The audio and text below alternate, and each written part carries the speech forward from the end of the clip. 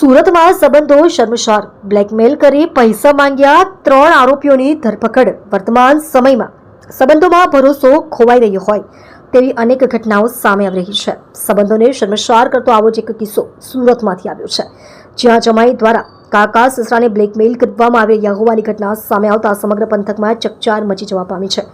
શું છે સમગ્ર ઘટના અંગે મળતી માહિતી અનુસાર સુરતમાં જમાઈ દ્વારા કાકા સસરાને બ્લેકમેલ કરવામાં આવી રહ્યા હતા। જમાઈ પાસે કાકા સસરાના આપત્તિજનક ફોટો હતા, જે સોશિયલ મીડિયા પર વાયરલ કરી દેવાની ધમકી આપીને પૈસાની માંગણી કરતો હતો। આ આપત્તિજનક ફોટોમાં કાકા સસરા મહિલા સાથે વાંધાજનક હાલતમાં હોવાના કારણે કાકા સસરાને બદનામ કરવાની ધમકી જમાઈ દ્વારા આપવામાં આવતી હતી।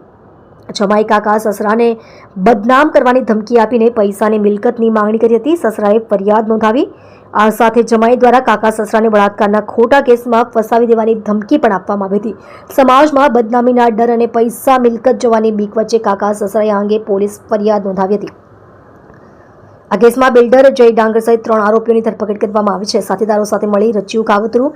સુરતના નિવાસી જય ડાંગર કન્સ્ટ્રક્શનના વ્યવસાય સાથે સંકળાયેલો છે। આ સાથે તેમના કાકા સસરા વરજાંગભાઈ પણ કન્સ્ટ્રક્શન વ્યવસાય સાથે જોડાયેલા છે। જય ડાંગર વરજાંગભાઈની ભત્રીજીના પતિ છે। આરોપી જમાઈ જય ડાંગરે તેમના બાદ સાથીદારો પ્રશાંત પટેલ અને સ્મિત સાથે મળીને આ કાવતરું રચ્યું હતું। અડાજણ પોલીસ સ્ટેશનમાં ગુનો નોંધાયો હતો। આ અંગે વરજાંગભાઈને એક મહિલા સાથેના આપત્તિજનક ફોટો વાયરલ કરવાની ધમકી આપી હતી। આ સાથે તેમને બળાત્કારના ખોટા કેસમાં ફસાવીને સમાજમાં બદનામ કરવાની ધમકી પણ આપી હતી। આ સમગ્ર મામલે પીડિત મહિલા દ્વારા અડાજણ પોલીસ સ્ટેશનમાં ગુનો નોંધાવવામાં આવતા પોલીસે તપાસ શરૂ કરી છે। 3 આરોપીઓની ધરપકડ। પીડિત મહિલાએ જ અડાજણ પોલીસ સ્ટેશનમાં આરોપી જમાઈ અને તેના 2 સાથીદારો વિરુદ્ધ ફરિયાદ નોંધાવી હતી। પોલીસ દ્વારા આ મામલે મુખ્ય આરોપી જમાઈ જય ડાંગર અને તેમના અન્ય 2 સાથીદારો પ્રશાંત પટેલ અને સ્મિત સહિત 3 આરોપીઓની ધરપકડ કરી લેવામાં આવી છે। હાલ પોલીસ સમગ્ર મામલે વધુ તપાસ કરી રહી છે।